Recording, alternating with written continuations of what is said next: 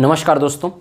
देखिए, पिछले वीडियो में हम लोगों ने मानसून वाले चैप्टर को स्टार्ट किया था और मैंने बताया था कि भारत में मानसून का प्रवेश कैसे होता है और उसके बाद मानसून भारत में 1 जून को प्रवेश करने के बाद कैसे कैसे उसका वितरण होता है, कैसे कैसे वर्षा होता है, और उसके संबंध में कनेक्ट करके मैंने बताया था कि उसके बाद छत्तीसगढ़ में फिर कौन सी शाखा से क्यों अरब सागर शाखा से छत्तीसगढ़ में 10% वर्षा होती है और बंगाल की खाड़ी शाखा से छत्तीसगढ़ में क्यों ज़्यादा वर्षा होती है। वो पूरे वर्षा को वितरण को दक्षिण पश्चिम मानसून को मैंने पिछले वीडियो में समझाया था। आप लोगों अगर वो वीडियो नहीं देखा होगा तो पहले वो वीडियो जाके देखिए और उसके बाद वो वीडियो देखने के बाद फिर ये वीडियो देखिएगा। डिस्क्रिप्शन में मैं उसका लिंक दे दूँगा, वो वीडियो पहले जाके आप या फिर प्लेलिस्ट में आप जाके वो वीडियो देख सकते हैं।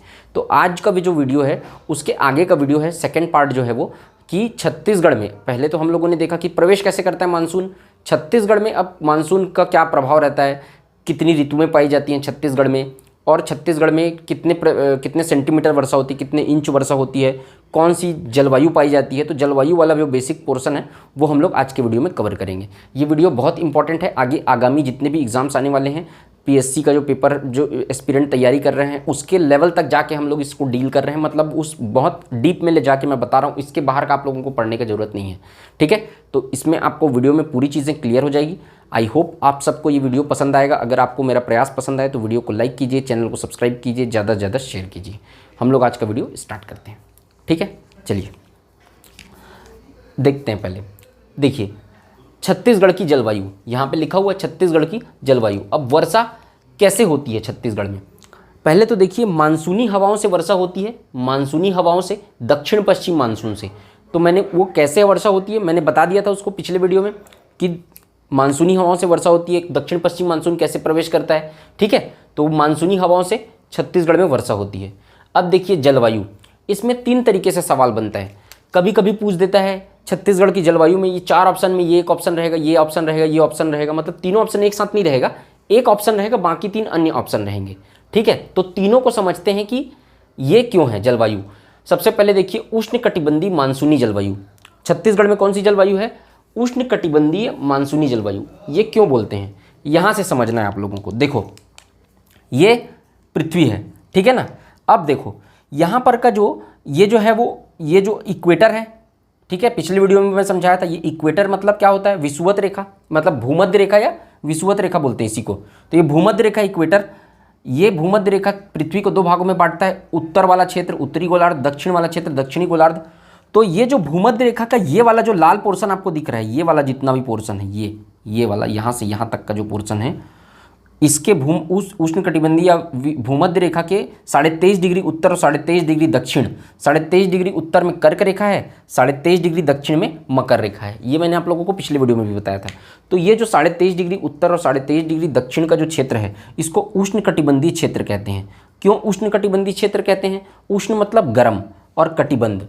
तो देखिए यहाँ पर जो रहता है वो पृथ्वी, इधर क्या है, यहाँ पर सूर्य है, ठीक है ना। तो सूर्य की किरणें जो है वो इस क्षेत्र में लंबवत पड़ती हैं, ठीक है ना। 12 महीना इस क्षेत्र में सूर्य की किरणें क्या पड़ती हैं?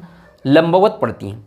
ये भूमध्य रेखा के आसपास वाले 23.5 डिग्री उत्तर और 23.5 डिग्री दक्षिण में लंबवत पड़ती हैं, का मतलब सीधी पड़ती हैं। तो ये क्षेत्र क्या रहता है? गर्म रहता है हमेशा। अब जब ये गर्म रहेगा तो इसका जो स्थल रहेगा इस क्षेत्र का उष्णकटिबंधीय क्षेत्र बोलते हैं। गर्म क्षेत्र मतलब एक तरीके से समझिए शॉर्ट में अगर आप, तो गर्म क्षेत्र। तो ये जो क्षेत्र है वो स्थल इसका गर्म रहेगा, तो हवाएं गर्म होकर ऊपर उठेंगी, और हवाएं जब गर्म होकर ऊपर उठेंगी तो नीचे क्या होगा? निम्न दाब का क्षेत्र विकसित होगा, और उस निम्न दाब के क्षेत्र को भरने के लिए आसपास से जो है वो हवाएं चल के उसको निम्न दाब के क्षेत्र को फिल करने के लिए, भरने के लिए आएंगी। तो इसलिए इसको क्या कहते हैं? ITCZ यहीं पे डेवलप होता है, जो पिछले वीडियो में मैंने बताया था। तो उष्णकटिबंध इसको क्यों बोलते हैं समझ में आया? सूर्य की किरणें लंबवत पड़ती हैं, वर्ष ये हमेशा गर्म रहता है, गर्म होकर हवाएं ऊपर उठती हैं, निम्न दाब का क्षेत्र विकसित होता है, और उसके बाद उस क्षेत्र को भरने के लिए पूरे आजू अगल बगल से पूरा हवाएं जो है वो इसकी तरफ आती हैं। तो ये चूंकि लंबवत रहता है, सूर्य की किरणें लंबवत पड़ती है, इसलिए इसको उष्णकटिबंध बोलते हैं। 23.5 डिग्री उत्तर 23.5 डिग्री दक्षिण में। उसके बाद उसके उस पार 23.5 डिग्री उत्तर के बाद 66.5 डिग्री उत्तर और 66.5 डिग्री दक्षिण, मतलब ये जो वाला हिस्सा है, यहाँ पर सूर्य की किरणें लंबवत नहीं पड़ती हैं। तो ये क्या होगा? ठंडा क्षेत्र। शीत मतलब ठंडा, तो शीतोष्ण कटिबंध क्षेत्र, ये वाला जो हिस्सा है, ये वाला जो पोर्शन है, ये क्या हो जाएगा? शीतोष्ण कटिबंध। और यहाँ भी वैसी इधर भी 66.5 डिग्री तक ये वाला जो पोर्शन हो जाएगा वो क्या हो जाएगा, शीतोष्ण कटिबंध मैंने लिख दिया है। यहाँ सूर्य की किरणें लंबवत नहीं पड़ती हैं। अब ये जो हो गया वो नॉर्थ पोल है और ये जो हो गया साउथ पोल है, मतलब उत्तरी ध्रुव और दक्षिणी ध्रुव। उसके बाद ये दो होगा, ये शीतोष्ण कटिबंध है और उसके बाद हो जाएगा ये शीत कटिबंध, इसको कहते हैं शीत कटिबंध क्षेत्र। उसके बाद ये भी, तो यहाँ पर आपको ये शीतोष्ण कटिबंध है, उसको क्या बोलेंगे, उत्तरी शीतोष्ण कटिबंध क्षेत्र। और नीचे वाले को क्या बोलेंगे, दक्षिण वाला हिस्सा है भूमध्य रेखा के, तो इसको दक्षिणी शीतोष्ण कटिबंध क्षेत्र। ठीक है, ये क्लियर हो गया आपको ये डायग्राम। तो यहीं से कनेक्ट करके अब इसको समझना, उष्ण कटिबंधी मानसूनी जलवायु छत्तीसगढ़ में क्यों है, समझ में आया। क्योंकि ये जो भारत है, ये जो मैं बनाया हूँ, अब भारत का पूरा ओरिजिनल मैप नहीं बनाया हूँ, इसको इस शेप में दिखाया हूँ मैं इसको समझाने के लिए, ठीक है ना। तो ये जो शेप है, अब भारत कहाँ आता है, उत्तरी गोलार्ध में स्थित है। तो भारत का देखो आधा जो हिस्सा है, ये बड़ा वाला जो है वो भारत है, ठीक है ना। तो जो भारत का आधा हिस्सा है वो किस में आ रहा है, आपका उष्णकटिबंधीय क्षेत्र में आ रहा है। और इसी आधे हिस्से में ये जो छोटा सा है वो छत्तीसगढ़ है, ठीक है ना। ये कर्क रेखा यहीं से गुजरी है, भारत के बीच से, गुजरात वाला हिस्सा है, फिर यहाँ से कर्क रेखा गुजरी है। और इसी कर्क रेखा जो है उत्तर में, यहाँ पर कोरिया, सूरजपुर और बलरामपुर, ये जो हिस्सा है वो, तो छत्तीसगढ़ को मैं यहाँ बनाया हूँ ये, तो ये ऊपर वाले हिस्से से कर्क रेखा गुजरी है, मतलब ये वाले हिस्सा। तो ये ऊपर वाला जो सिर है ना छत्तीसगढ़ का, वो यहाँ पर है, यहाँ पर देखो, तो ये कर्क रेखा है, तो यहाँ से गुजरा है छत्तीसगढ़ के यहाँ से, तो ये छत्तीसगढ़ है और ये बड़ा वाला जो भारत है। तो अब भारत किधर आ गया, उष्णकटिबंधीय क्षेत्र में आ रहा है ना, ये उष्णकटिबंधीय क्षेत्र है। तो भारत कहाँ है, उष्णकटिबंधीय क्षेत्र में है। अब भारत में जो बीच बीच में छत्तीसगढ़ बना है, ये छत्तीसगढ़ भी ये रेड लाइन पे है, ये जितना आ रहा है वो उष्णकटिबंधीय क्षेत्र है, तो छत्तीसगढ़ भी उष्णकटिबंधीय क्षेत्र है। इसका मतलब क्या है, उष्णकटिबंधीय मानसूनी जलवायु छत्तीसगढ़ में पाई जाती है। पॉइंट 1 नंबर क्लियर, समझ गए आप लोग क्लियरली। ये छोटा सा दिख रहा है छत्तीसगढ़ है, यहाँ पर से, मतलब इस मैप में देखें तो यहाँ पर से, इस मैप यहाँ पर छत्तीसगढ़ है ना भारत में, यहाँ पर से ऐसे गुजरा हुआ है कर्क रेखा। और ये पूरा क्षेत्र जो आता है वो उष्णकटिबंधीय क्षेत्र के अंतर्गत आता है। यहीं ITCZ डेवलप होता है, हवाएं ऊपर जाती हैं, वो सब चीज़ें क्लियर हो गई हैं। तो उष्णकटिबंधीय मानसूनी जलवायु। सेकंड नंबर देखिए, उष्ण व आर्द्र जलवायु या शुष्क उपार्द्र कहते हैं इसी को, ठीक है ना। उष्ण व आर्द्र जलवायु, ये तो मैंने बता दिया, उष्णकटिबंधीय मानसूनी उष्ण क्षेत्र के अंतर्गत आता है ना, तो ये वही है उष्ण व आर्द्र जलवायु। या उसी उष्ण मतलब गर्म हो रहा है, तो गर्म होकर ऊपर उठेगा, मतलब सूखा क्षेत्र है ना ये, तो इसीलिए बोलते हैं शुष्क उपार्द्र। आर्द्र क्यों, क्योंकि वो अगल बगल समुद्र है, समुद्र से हवाएं आती हैं उस क्षेत्र को भरने के लिए, आर्द्रता लेके, नमी लेके आती हैं और उसके बाद वहाँ पर पहाड़ से टकराकर अपना जल गिरा देती हैं। तो आर्द्र तो है ही, तो उपार्द्र है, इसीलिए कहते हैं उष्ण व आर्द्र जलवायु या शुष्क उपार्द्र जलवायु। कोई एक ही ऑप्शन में रहेगा, इन तीनों में से कोई एक रहेगा, बाकी 3 अलग ऑप्शन में रहेगा, तो इसको मारना है आप लोगों को। तो समझ गया उष्ण और आर्द्र क्यों हुआ, ये उष्णकटिबंध क्षेत्र रहता है और आर्द्र तो रहता ही है जलवायु। तीसरा नंबर उपार्द्र महाद्वीपी। सबसे पहले महाद्वीप को समझते हैं, क्या होता है महाद्वीप। महाद्वीप एक ऐसा क्षेत्र होता है जो 3 ओर से समुद्र से घिरा होगा। ये भारत का निचला हिस्सा है, यहाँ पर क्या है, अरब सागर शाखा, यहाँ पर क्या है, बंगाल की खाड़ी शाखा, और यहाँ क्या है, नीचे हिंद महासागर शाखा। तो 3 ओर से समुद्र से घिरा है कि नहीं, अरब सागर, बंगाल की खाड़ी और यहाँ हिंद महासागर। तो ये 3 ओर से जो क्षेत्र समुद्र से घिरा होता है उसे कहते हैं महाद्वीप। क्या कहते हैं, महाद्वीप। उपार्द्र तो समझ में आ गया, आर्द्र जलवायु क्यों है, क्योंकि अगल बगल समुद्र है, वहाँ से नमी युक्त हवाएं आती हैं। और महाद्वीप क्यों है, क्योंकि 3 ओर से समुद्र से घिरा हुआ है, इसलिए उपार्द्र महाद्वीपी जलवायु यहाँ पर पाई जाती है। उपार्द्र महाद्वीपी जलवायु क्यों पाई जाती है, क्योंकि ये जो एरिया है वो लैंड लॉक्ड है, मतलब भू आवेष्टित है। भू आवेष्टित छत्तीसगढ़ की बात हो रही है ना, यहाँ पर पूरा छत्तीसगढ़ का जलवायु का बात हो रहा है।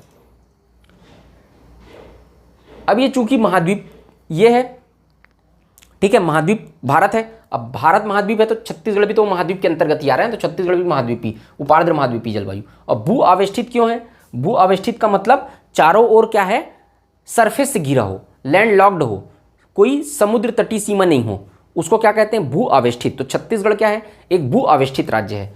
तो भू आवेष्टित राज्य होने के कारण उपार्द्र महाद्वीपी जलवायु पाई जाती है। ये आप कह सकते हैं कि भू आवेष्टित क्षेत्र है छत्तीसगढ़, इसलिए यहाँ पर महाद्वीप का मतलब क्या होता है, 3 ओर समुद्र से घिरा हो लेकिन बीच जो हो सरफेस हो ना। तो उपार्द्र महाद्वीपी जलवायु क्यों पाई जाती है, क्योंकि इसका एक कारण ये भी है, क्योंकि यहाँ पर भू आवेष्टित क्षेत्र है छत्तीसगढ़, तीनों ओर समुद्र से घिरा, बीच में जो है वो सरफेस है, आसपास कोई समुद्री तटीय सीमा नहीं है छत्तीसगढ़ की। तो इसके कारण से क्या है, हाँ, उपार्द्र जलवायु, महाद्वीपी जलवायु पाई जाती है। ठीक है, अब देखो ये वाला हिस्सा पहले समझते हैं। ये वाला देखो, यहाँ पर ये छत्तीसगढ़ है पूरा। छत्तीसगढ़ के जलवायु को जलवायु प्रदेश के रिस्पेक्ट में 3 क्षेत्रों में विभाजित किया गया है। एक उत्तरी जलवायु क्षेत्र, मध्य जलवायु क्षेत्र और दक्षिणी जलवायु क्षेत्र। 3 जलवायु क्षेत्रों में विभक्त किया गया छत्तीसगढ़ को। उत्तरी जलवायु क्षेत्र में सरगुजा संभाग का 5 जिला आता है। अब जो है वो 6 हो गया है, क्योंकि मनेंद्रगढ़, चिरमिरी, भरतपुर अलग जिला बन गया है, तो वो नए रिस्पेक्ट में आप अलग से देख लीजिएगा ना। लेकिन मैं पुराने के हिसाब से बता रहा हूँ अगर, तो सरगुजा संभाग के पूरे जिले उत्तर जलवायु क्षेत्र के अंतर्गत आते हैं। दक्षिण जलवायु क्षेत्र के अंतर्गत बस्तर संभाग के 7 जिले वो पूरे दक्षिणी जलवायु क्षेत्र के अंतर्गत आते हैं। कांकेर से लेकर नीचे तक पूरा बीजापुर, यहाँ पर सुकमा, दंतेवाड़ा, बस्तर, ये सब जो है वो दक्षिणी जलवायु क्षेत्र के अंतर्गत आते हैं। ठीक है, जगदलपुर उसका, ठीक है, मुख्यालय को बाद में देखते हैं। और मध्य का जो जितना भी जिला है बीच के छत्तीसगढ़ का, मध्य छत्तीसगढ़ का, वो पूरा मध्य जलवायु क्षेत्र के अंतर्गत आते हैं। तो 3 जलवायु क्षेत्रों में विभक्त है, उत्तर, मध्य और दक्षिणी जलवायु क्षेत्र। उत्तरी जलवायु क्षेत्र का मुख्यालय कौन सा है? अंबिकापुर। पूछता है, याद रखना इसको। मध्य जलवायु क्षेत्र का मुख्यालय रायपुर और दक्षिणी जलवायु क्षेत्र का मुख्यालय है जगदलपुर। ठीक है, ये क्लियर हो गया। अब देखो, इधर अरब सागर है छत्तीसगढ़, ठीक है। उसके बाद भारत में इधर अरब सागर है और इधर बंगाल की खाड़ी शाखा है। तो अब देखना, अरब सागर शाखा से 10% वर्षा होती है छत्तीसगढ़ में। जब भी दक्षिण पश्चिम मानसून जब भारत में प्रवेश करता है तो 2 भागों में बढ़ जाता है। मैंने बताया था पिछले वीडियो में, 2 भागों में बढ़ जाता है। एक इधर, एक जो आता है वो अरब सागर शाखा, एक इधर से प्रवेश करता है बंगाल की खाड़ी शाखा। तो अरब सागर शाखा से जब छत्तीसगढ़ में मानसून प्रवेश करता है अरब सागर शाखा से, तो वो केवल 10% वर्षा करता है, क्योंकि यहाँ पर पाई जाने वाली यहाँ पर मैकल पर्वत श्रेणी है और मैकल पर्वत श्रेणी उसको रोक लेती है छत्तीसगढ़ में प्रवेश करने से। इसलिए इधर से आने वाला मानसून केवल छत्तीसगढ़ में केवल 10% वर्षा होती है। बंगाल की खाड़ी शाखा से पूरी 90% वर्षा जो है वो बंगाल की खाड़ी शाखा से छत्तीसगढ़ जो है वो प्राप्त करता है। ठीक है, समझ गए। औसत वर्षा कितने सेंटीमीटर होगा ये पूछता है, तो अरब सागर शाखा से 25 सेंटीमीटर वर्षा होता है औसत वर्षा, और बंगाल की खाड़ी शाखा से, अब देखो इसमें 2-3 तरीके से सवाल पूछता है। कभी 130 से 132 सेंटीमीटर औसत वर्षा, या इसी को एमएम में चेंज करेंगे तो 1300 से 1320 एमएम हो जाएगा। 130 को सेंटीमीटर है, ठीक है, उसको मिलीमीटर में चेंज करना है तो 1300 से 1320 एमएम, या फिर इंच में भी पूछा है एक बार, 69 इंच होता है ये। ठीक है ना, कितना होता है? 69 इंच होता है। तो ये कुछ भी पूछ सकता है, या 125 सेंटीमीटर, 125 से 130 सेंटीमीटर। चार्ट हो याद रखना पूरा, 130 से 132 सेंटीमीटर, या 1300 से 1320 एमएम, या 69 इंच, फिर या फिर ये 125 से 130 पूछ दिया, बाकी अलग अलग रहेगा तो उसमें लगा लेना यहाँ पर कितने सेंटीमीटर वर्षा होता है करके। ठीक है, सबको याद रखे रहना है, अप्रॉक्स सब एक बार आ चुका है, क्योंकि आसपास का आंसर आप लोगों को टिक करना है। ठीक है, अब देखो उत्तरी जलवायु क्षेत्र जो है वहाँ पर सबसे पहले जो मानसून प्रवेश करता है वो दक्षिण पश्चिम मानसून जो रहता है वो सबसे पहले जो है वो दक्षिणी जलवायु प्रदेश मतलब बस्तर संभाग में प्रवेश करता है। अगर पूछेगा तो ध्यान रखना, सबसे पहले मानसून प्रवेश करता है छत्तीसगढ़ में। छत्तीसगढ़ ये ऐसे है, एक्चुअली में टिल्टेड है ऐसा, तो यहाँ पर पहले प्रवेश करता है, मतलब बस्तर संभाग में पहले प्रवेश करता है। सर्वप्रथम दक्षिण पश्चिम मानसून की अरब सागर शाखा से बस्तर में वर्षा होती है। ठीक है ना, उसके बाद नहीं, मतलब सर्वप्रथम सबसे पहले बस्तर संभाग में वर्षा होता है। और जो ये उत्तरी जलवायु क्षेत्र है सरगुजा संभाग में सर्वाधिक वर्षा लौटते हुए मानसून से होती है। ठीक है, यहाँ पर लौटता हुआ मानसून क्या है मैं आप लोगों को डिटेल में बताऊंगा अभी, लेकिन अभी ये समझो कि सरगुजा संभाग में जो अधिकतम वर्षा होती है वो लौटते हुए मानसून से होती है, जबकि बस्तर संभाग में अधिकतम वर्षा सबसे पहले प्रवेश करता है और इसी जो सामान्य मानसून है उससे होती है, और सबसे पहले वर्षा बस्तर संभाग में होती है। सबसे सर्वाधिक वर्षा प्राप्त करने वाला भी बस्तर संभाग है। सबसे ज़्यादा वर्षा कहाँ होता है? 187 सेंटीमीटर के आसपास यहाँ वर्षा होता है, इसीलिए जंगली क्षेत्र यहाँ पर ज़्यादा है क्योंकि वर्षा यहाँ पर ज़्यादा होता है। ठीक है ना, तो इधर औसत वर्षा 125 सेंटीमीटर, इधर औसत वर्षा 130 से 132 सेंटीमीटर, ये 1300 से 1320 mm या 69 इंच। तो ये मैप आप लोगों को पूरा क्लियर हो गया, ये चीज़ें क्लियर हो गई, ये क्लियर हो गया।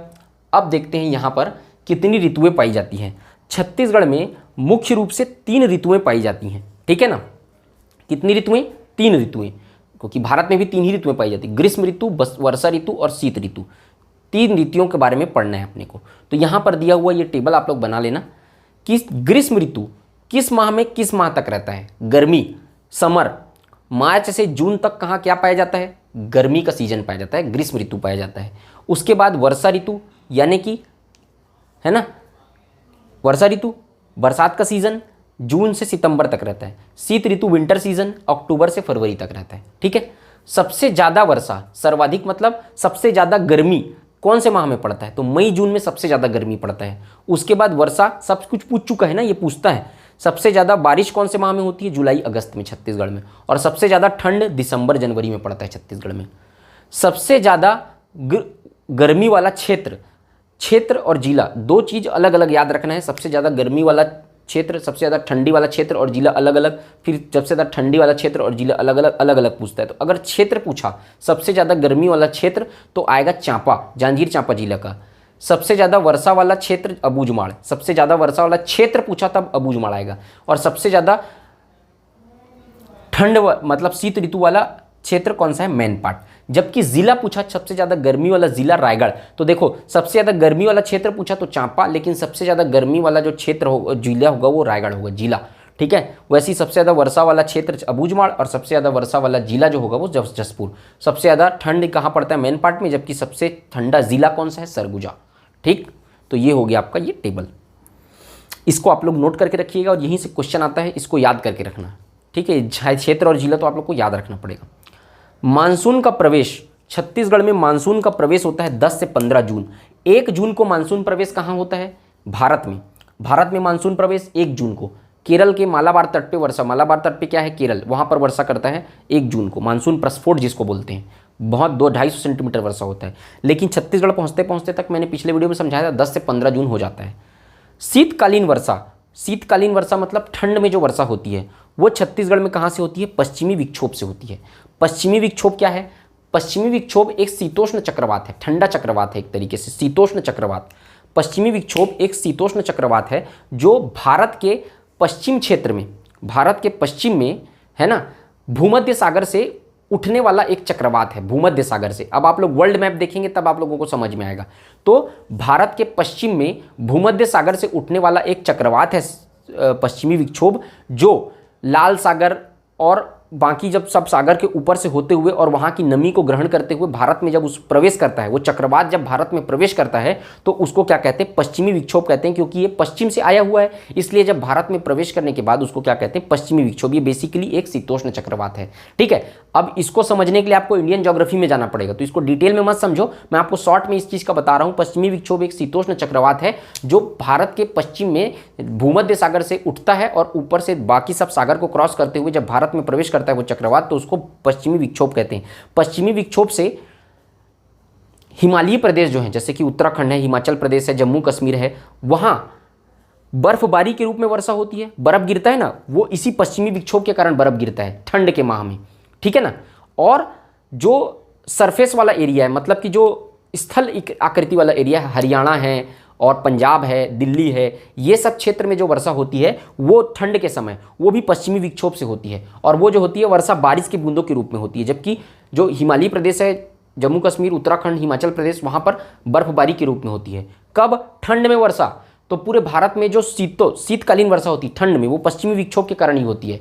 हिमालयी प्रदेश में जो होती है वो बर्फबारी के रूप में होती है, इसीलिए सेब के फसल जो होता है वो उस वहाँ पर जम्मू कश्मीर, उत्तराखंड, हिमाचल प्रदेश साइड होता है, हिमाचल प्रदेश में होता है, क्योंकि वहाँ पर क्या होता है, बर्फबारी होता है। कब होता है, ठंड के मौसम में होता है। और जो गंगा वाहिनी नदियाँ हैं, मतलब हिमालयी नदियाँ जो हिमालय से निकल रही हैं, वो पूरे वर्ष भर क्यों जल से मग्न रहती हैं, मतलब पूरा पानी बने रहता है, अच्छा खासा जल स्तर रहता है, क्योंकि वहीं शीतकालीन वर्षा में ठंड में भी पश्चिम विक्षोभ से उसको वर्षा प्राप्त होती है। इसलिए वो सब जो नदियां, हिमालय से जो निकलने वाली नदियां हैं, उसमें साल भर जल भरा रहता है, क्योंकि पश्चिमी विक्षोभ से ठंड में भी वहाँ पानी गिर रहा है, तो बर्फ के रूप में गिर रहा है, पानी स्टोर हो रहा है, इसलिए पूरा साल भर वर्षा बने रहता है। तो शीतकालीन वर्षा चूंकि भारत में पश्चिमी विक्षोभ से होती है, इसलिए छत्तीसगढ़ में भी पश्चिमी विक्षोभ से होती है, और ये एक चक्रवात है, ठीक, समझ गए। सर्वाधिक वर्षा वाला तहसील, अब ये क्षेत्र हो गया सर्वाधिक वर्षा वाला अबूझमाड़, जिला हो गया जसपुर, सर्वाधिक वर्षा वाला तहसील है भानु प्रतापपुर कांकेर। सबको अलग अलग याद रखना है। सबसे ज़्यादा वर्षा वाला तहसील एक बार पूछ चुका है, भानु प्रतापपुर कांकेर है। अधिकांश वर्षा बंगाल की खाड़ी शाखा से होती है छत्तीसगढ़ में। मैंने बताया यहाँ पर बंगाल की खाड़ी शाखा से 90% वर्षा, अरब सागर से केवल 10% वर्षा, क्योंकि मैकल श्रेणी इसको अंदर प्रवेश करने से रोक देता है। ठीक है, क्लियर। ये बोर्ड पे जितनी चीज़ें आप लोगों को समझ में आई, अब इसमें थोड़ा सा चीज़ और बचा है, उसको मैं आप लोगों को अभी बता देता हूँ। ठीक है, अब देखिए इसमें तापांतर वाला हिस्सा थोड़ा सा और बच गया है, तो तापांतर किसको बोलते हैं, इसको आप लोग देख लो। तापांतर, तापांतर मतलब दिन व रात के ताप में अंतर, यही तो तापांतर होगा ना। दिन और रात के जो तापमान में टेम्परेचर में डिफरेंस रहता है, दिन में तापमान और रात के तापमान में जो टेम्परेचर में डिफरेंस रहता है, उसी को क्या कहते हैं, डिफरेंस इन टेम्परेचर, मतलब तापांतर। अब तापांतर को दो तरीके से देखना है। एक ग्रीष्म ऋतु में,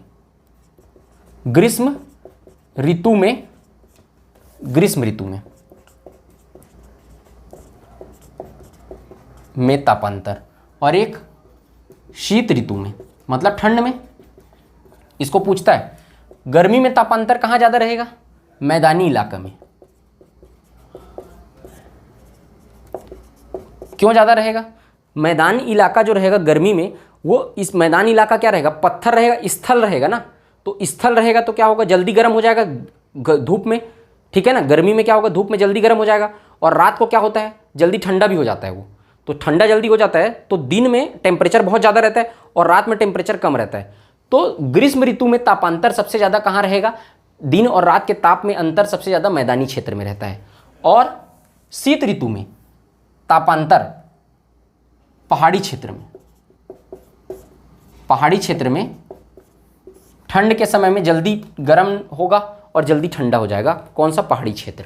तो ग्रीष्म ऋतु में सबसे ज़्यादा तापांतर कहाँ रहता है, मैदानी क्षेत्र में रहता है। और शीत ऋतु में सर्वाधिक तापांतर कहाँ रहता है, पहाड़ी क्षेत्र में रहता है। ताप, दिन और रात के ताप में अंतर। औसत तापांतर छत्तीसगढ़ का कितना है, -14.5 डिग्री सेंटीग्रेड। इसको याद रखना, इसको पूछ चुका है एक बार। और सर्वाधिक दैनिक तापांतर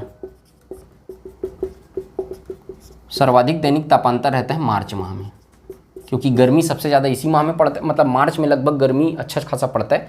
तो ये मार्च, सर्वाधिक दैनिक तापांतर किस में रहता है, मार्च में रहता है, ये भी याद रखना। अब देखो लौटता हुआ मानसून मैं आप लोगों को बताऊंगा, बोला था। लौटता हुआ मानसून अपन समझ लेते हैं। लौटता हुआ मानसून ये क्या होता है, यहाँ पर देखो अपन शॉर्ट में एक मैप बना रहा हूँ, कुछ भारत है, ठीक है। लौटता हुआ मानसून जो रहता है वो राजस्थान में जाके ये मानसून समाप्त होता है और राजस्थान से लौटना हुआ चालू होता है मानसून का, यहीं से चालू होगा मानसून। तो लौटता हुआ मानसून जो है वो यहाँ से लौटना चालू करता है ऐसा। अब यहाँ पर लौटता हुआ मानसून जो है वो अरब सागर, बंगाल की खाड़ी शाखा है, बे ऑफ बंगाल की खाड़ी से यहाँ पर से पूरा जो हवा आ रहा है लौटता हुआ मानसून, वो अपने साथ यहाँ पर समुद्र से आर्द्रता को एब्जॉर्ब कर लेगा, समुद्र की नमी को। और यहाँ पर जो समुद्र की नमी को एब्जॉर्ब की रहेगा वो आके सीधा सीधा कहाँ से टकराता है, यहाँ पर ये कोरोमंडल तट है। कोरोमंडल तट में क्या है, तमिलनाडु है, वहीं पर टकराता है अक्टूबर नवंबर में, ठीक है ना। तो यहाँ पर लौटता हुआ मानसून जो है वो यहाँ पर बंगाल की खाड़ी शाखा से नमी को ग्रहण करके तमिलनाडु के तट अर्थात कोरोमंडल तट में अक्टूबर नवंबर में टकराता है और यहीं पे वर्षा करता है। देखिए ये जो दक्षिण पश्चिम मानसून से जो वर्षा होती है, मतलब है ना, वो इस तट पे तो होती है, लेकिन इसके जो पिछला वाला तट है तमिलनाडु का जो क्षेत्र जो कोरोमंडल तट है वो इस वर्षा से अछूता रहता है। यहाँ वर्षा नहीं हो पाती है क्योंकि ये वर्षा ये जो मानसून है वो इधर इस डायरेक्शन पे चला जाता है, इस डायरेक्शन पे। यहाँ पर जो पहाड़ है वेस्टर्न घाट्स इसको रोक देता है, यहाँ वर्षा कर देता है, लेकिन वेस्टर्न घाट्स के जो पिछला वाला हिस्सा है वहाँ पर दक्षिण पश्चिम मानसून से वर्षा नहीं हो पाती है। वो किस मानसून से होती है, लौटते हुए मानसून। जब मानसून वापस लौटता हुआ रहता है तब फिर ये वर्षा कोरोमंडल तट पे होती है। तो इसी लौटते हुए मानसून से मैंने बताया था कि छत्तीसगढ़ भी कहाँ पे है, यहाँ पे ये वाला हिस्सा है छत्तीसगढ़ का। तो ये वाला जो हिस्सा है ये उत्तरी क्षेत्र जो सरगुजा संभाग का क्षेत्र है वहाँ लौटते हुए मानसून से सर्वाधिक वर्षा होती है, जबकि बस्तर संभाग में दक्षिण पश्चिम मानसून से सर्वाधिक वर्षा होती है। तो ये आपका लौटता हुआ मानसून है, ठीक है। तो यहाँ पर आप लोगों का पूरा जो जलवायु वाला टॉपिक है वो खत्म हो जाता है यहाँ पे, ठीक है। तो आई होप आप सबको ये वीडियो पसंद आया होगा। अगर वीडियो पसंद आए तो वीडियो को लाइक कीजिए, चैनल को सब्सक्राइब कीजिए, ज़्यादा से ज़्यादा शेयर कीजिए। कोई दिक्कत होगा तो कमेंट सेक्शन में आप लोग कमेंट करके पूछ सकते हैं। आज की वीडियो में सिर्फ इतना ही, मिलते हैं नेक्स्ट वीडियो में। जय हिंद, वंदे मातरम।